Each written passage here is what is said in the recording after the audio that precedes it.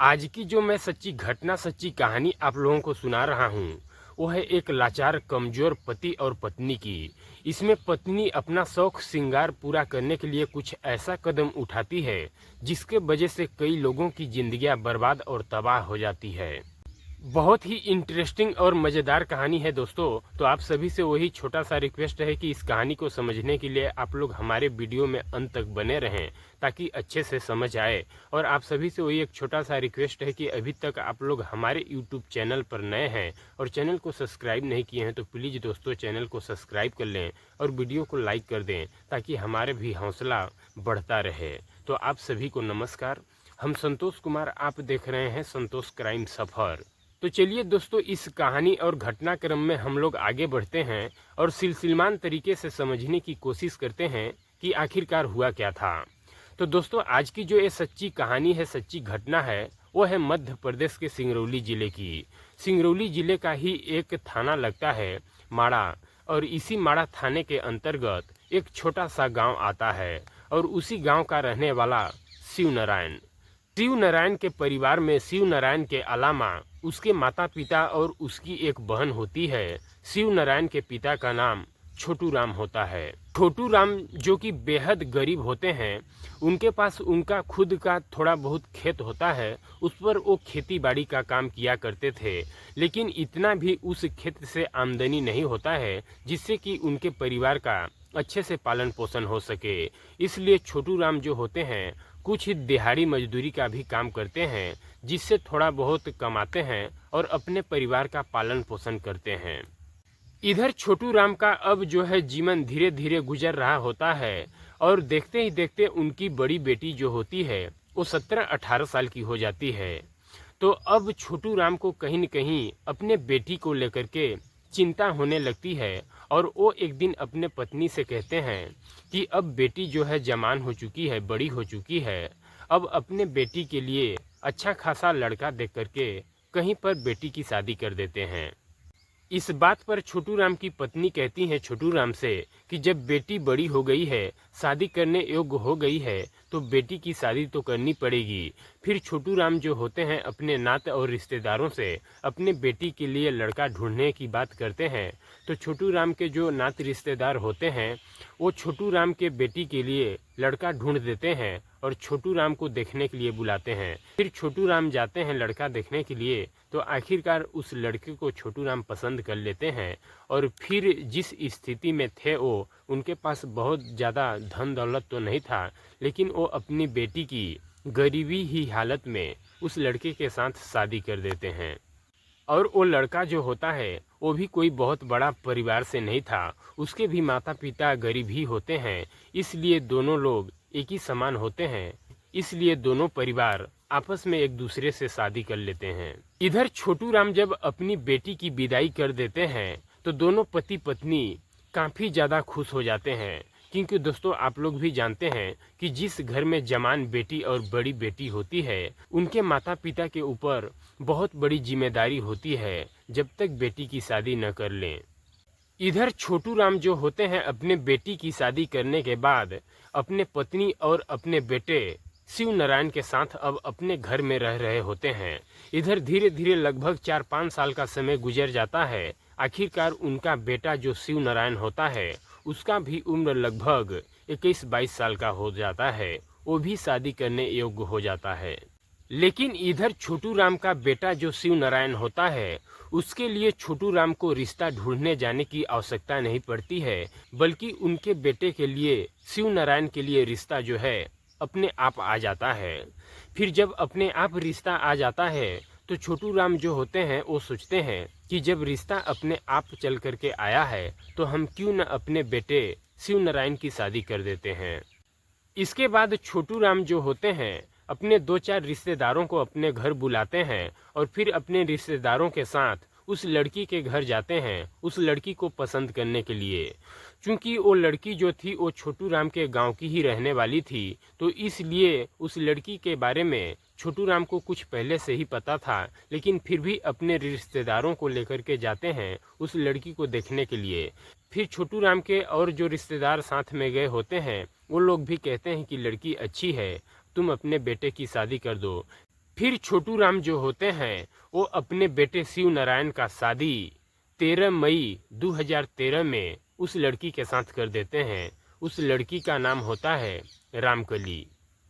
इधर शिव नारायण का जब रामकली के साथ शादी हो जाता है, जब शिव नारायण अपने पत्नी को लेकर के अपने घर आता है तो वो खूब सुंदर बढ़िया पत्नी पा करके काफ़ी ज़्यादा खुश हो जाता है। इधर रामकली जो होती है वो पहली बार अपने ससुराल आती है तो हर औरतों के तरह वो भी अपने साथ कई सपने लेकर के आती है। इधर शिव नारायण और रामकली जो होते हैं शादी होने के बाद दोनों काफ़ी ज़्यादा खुश रहने लगते हैं और अपने परिवार के साथ किसी भी तरह से जीवन यापन करने लगते हैं। इधर समय जो है अब धीरे धीरे बेहतर तरीके से गुजरने लगता है। आखिरकार समय के ही साथ साथ रामकली 2 बच्चों की माँ भी बन जाती है। इधर रामकली जो होती है जब 2 बच्चों की माँ बन जाती है तो आखिरकार शिव नारायण का खर्चा भी कहीं न कहीं बढ़ जाता है। इधर शिव नारायण के पिता जो थे वो किसी भी प्रकार से बनी मजदूरी करके अपने परिवार को चला रहे होते हैं, लेकिन जब इधर और परिवार बढ़ जाता है तो आखिरकार अब उन लोगों को काफ़ी ज़्यादा दिक्कतें होने लगती है, जिसके वजह से रामकली शादी के समय जो अपने साथ सपने लेकर के आई थी उसका कहीं न कहीं सपना पूरा होते हुए नहीं दिख रहा होता है, जिसको लेकर के रामकली कहीं न कहीं अपने पति से अब आए दिन एक एक नई नई चीज़ों का डिमांड करने लगती है, जिसके वजह से शिव नारायण जो है वो अपने पत्नी के डिमांड को लेकर के काफ़ी ज़्यादा चिंतित रहने लग जाता है।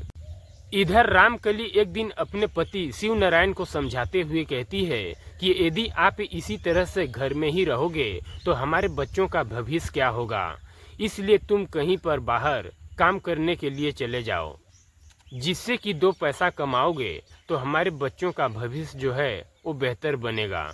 इस पर शिव नारायण को भी कहीं न कहीं उसके पत्नी रामकली की समझाई हुई बात उसको समझ आ जाता है। आखिरकार शिव नारायण एक दिन अपने घर से बाहर रोड की तरफ घूमने के लिए निकलता है और दुकान पर ही उसका मुलाकात जो है राकेश से हो जाता है। राकेश जो कि बोरवेल का काम करता है।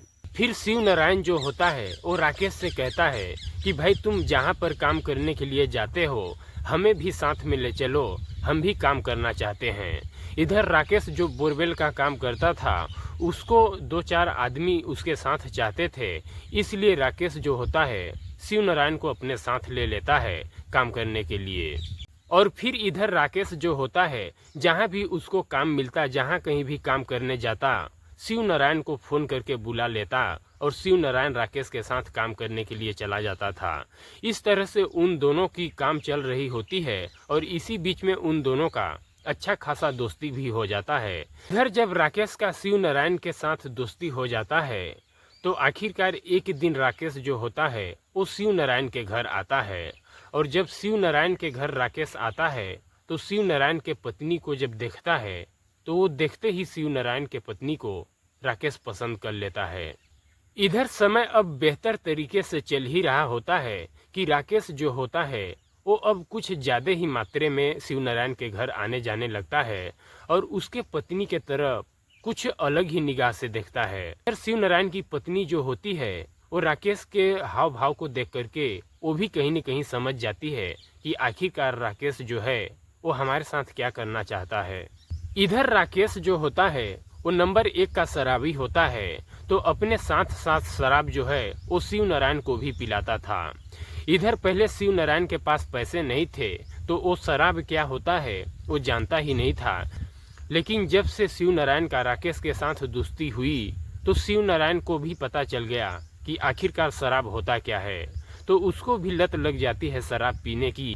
इसलिए वो भी अब राकेश के झांसे में आ जाता है और उसके साथ बैठ कर के शराब पीने लगता है। इसलिए शिव नारायण भी कहीं न कहीं राकेश की बातों में आ जाता है और आखिरकार वो अब आए दिन राकेश के साथ बैठ कर के शराब पीने लगता है। इसी दौरान एक दिन राकेश जो है अपने साथ कुछ शराब के बोतलें लेकर के आता है शिव नारायण के घर और उसी के घर में बैठ कर के शराब पीने लग जाता है। इधर जब काफ़ी मात्रा में शिव नारायण को राकेश शराब पिला देता है और शिव नारायण जब नशे में हो करके सो जाता है तो आखिरकार मौका पा करके राकेश जो है शिव नारायण के पत्नी के साथ अवैध संबंध बना लेता है। इधर जब एक दिन राकेश और शिव नारायण के पत्नी रामकली का संबंध बन जाता है तो ये सिलसिला अब रुकने का नाम ही नहीं लेता है। अब इधर जो होता है, राकेश आए दिन अब शराब के कुछ बोतलें लेकर के शिव नारायण के घर अक्सर आने जाने लगता है और शिव नारायण के घर रात्रि के समय में बैठ करके शराब पीता और कुछ नशीली गोलियां भी लेकर के आता और शिव नारायण के गिलास में मिला करके पिला देता, जिससे शिव नारायण जो है काफी गहरी नींद में सो जाता था। इसके बाद राकेश जो है रामकली के साथ अवैध संबंध बना लेता था। अब इधर समय जो है धीरे धीरे इसी तरह से चल ही रहा होता है कि राकेश जो था वो रामकली को एक छोटा वाला मोबाइल भी दे रखा था, तो उससे बातचीत भी कर लिया करता था कि तुम्हारे घर में कौन है कौन नहीं है। तो इस तरह का भी वो मौका दे करके रामकली से आकर के मिल लिया करता था। लेकिन इधर इस चीज की जानकारी जब एक दिन शिव नारायण के परिवार वालों को मालूम चलती है तो आखिरकार शिव नारायण के परिवार वाले जो होते हैं वो शिव नारायण को काफी ज्यादा समझाते बुझाते हैं कि तुम्हारी पत्नी जो है तुम्हारे साथ इस तरह की कर रही है। इधर शिव नारायण जो होता है जब इस तरह की बातें अपने परिवार वालों से सुनता है तो वो अपने पत्नी को समझाने के बजाय अपने परिवार वालों के ऊपर ही भड़क जाता है कि आप लोग फालतू में हमारे पत्नी के ऊपर इस तरह का लाछन लगा रहे हैं, हमें बदनाम करने की कोशिश कर रहे हैं, हमारी पत्नी इस तरह से नहीं कर रही है। तो इस बात पर शिव नारायण के परिवार वाले भी जो होते हैं वो चुपचाप हो जाते हैं। फिर भी इधर समय जो है धीरे धीरे इसी तरह से चल ही रहा होता है कि आखिरकार एक दिन शिव नारायण जो है अपने पत्नी को राकेश से बातचीत मिलते हुए अपने आंखों से देख लेता है। तब जाकर के उसको विश्वास होता है कि जो हमारे परिवार वाले कह रहे थे वो ठीक ही कह रहे थे, काश हम पहले ही अपने पत्नी पर ध्यान दिए होते तो आज ये नौबत न आती। इसके बाद शिव नारायण जो होता है वो अपने पत्नी की काफी ज्यादा पिटाई करता है और साथ ही साथ राकेश को अपने घर आने से मना कर देता है और हमेशा के लिए राकेश से शिव नारायण अपना दोस्ती भी खत्म कर देता है। और इधर शिव नारायण अपने पत्नी को काफी ज्यादा समझाने बुझाने लगता है कि तुम इस तरह से करना बंद करो, अभी हमारे बच्चे छोटे छोटे हैं, आखिरकार जब हमारे बच्चे बड़े होंगे तो उनके ऊपर क्या प्रभाव पड़ेगा। लेकिन इधर रामकली जो थी उसको बहुत बड़ी बड़ी चीजों की ख्वाहिश थी और उन ख्वाहिशों को शिव नारायण जो है पूरा नहीं कर पाता था। और उधर जो राकेश था वो पैसे वाला होता है तो रामकली के हर ख्वाहिशों को पूरा कर रहा था। जो चीज उसको चाह रहा था उन चीजों को राकेश जो है ला करके दिया करता था। इसलिए रामकली जो थी वो राकेश के हर बातों को मानती थी और शिव नारायण को धोखा दिया करती थी। इधर शिव नारायण जो है पहली बार अपने पत्नी रामकली का जब पिटाई किया था उसके बाद से रामकली और राकेश का मिलना जुलना बंद हो गया था। लेकिन इधर फिर से रामकली के ऊपर शिव नारायण विश्वास करने लग गया कि हमारी पत्नी जो है अब अपनी बुरी आदतों को छोड़ चुकी है, अब सही रास्ते पर है, विश्वास कर लेता है। फिर जो है रामकली राकेश के साथ अपना इश्क लड़ाना शुरू कर देती है। आखिरकार फिर से वो गलत करने लग जाती है। लेकिन इधर इस बार भी कहीं न कहीं शिव नारायण को अपने पत्नी के करतूतों के बारे में पता चल जाता है। आखिरकार इस बार भी शिव नारायण अपने पत्नी का इतना पिटाई करता है कि पिटाई करने के बाद अपने पत्नी को घर से बाहर निकाल देता है। घर से जब बाहर निकाल देता है तो उसकी पत्नी जो है अपने मायके चली जाती है, क्योंकि रामकली का मायका जो था वो शिव नारायण के ही गांव में था, इसलिए वो अपने मायके चले जाती है। इधर रामकली जो होती है जब अपने मायके में 8-10 दिन रह जाती है और शिव नारायण जो है अपने पत्नी का कोई हाल समाचार नहीं लेता है तो रामकली के माता पिता जो होते हैं वो अपने बेटी रामकली को लेकर के शिव नारायण के घर आते हैं। और फिर इधर शिव नारायण जब अपने पत्नी को देखता है तो वो अपने घर में रहने नहीं देता है, रखने के लिए तैयार नहीं होता है। फिर इधर रामकली के माता पिता जो होते हैं वो पंचायती बैठवाते हैं और गांव के जो मुखिया होते हैं वो उस लड़के यानी कि राकेश को भी बुलाते हैं उस पंचायती में। और फिर पंचायत के मुखिया जो होते हैं वो रामकली और राकेश दोनों को काफ़ी ज़्यादा समझाते बुझाते हैं। इधर राकेश जो था वो भी शादीशुदा था, उसके भी 2 बच्चे थे और इधर रामकली जो थी वो भी शादीशुदा थी, उसके भी 2 बच्चे थे। तो उन दोनों को काफ़ी ज़्यादा पंचायत के मुखिया समझाते हैं कि तुम लोग इस तरह से करोगे तो तुम दोनों का परिवार बर्बाद हो जाएगा। इधर शिव नारायण का ज़िंदगी तो बर्बाद खुद ही हो जाएगा और उधर राकेश जो था उसके भी पत्नी का ज़िंदगी बर्बाद हो जाएगा। इसलिए काफ़ी ज़्यादा समझाने बुझाने के बाद वो जो है पंचायत में दोनों कहते हैं कि ठीक है, आज से हम लोग इस तरह की गलती नहीं करेंगे, एक दूसरे से नहीं मिलेंगे। फिर इसी बात पर शिव नारायण जो होता है वो अपने पत्नी रामकली को फिर से दोबारा से रख लेता है। आखिरकार इधर जब धीरे धीरे 4-5 महीने का समय गुजर जाता है, फिर से शिव नारायण जो है अपने पत्नी को राकेश से बात करते हुए पकड़ लेता है और इस बार फिर से शिव नारायण अपने पत्नी को काफ़ी ज़्यादा पिटाई करता है और फिर अपने घर से बाहर निकाल देता है। फिर से रामकली जो है दोबारा से अपने माँ के घर चली जाती है, लेकिन इस बार रामकली जो है अपने मायके में महीनों दिन तक रह जाती है।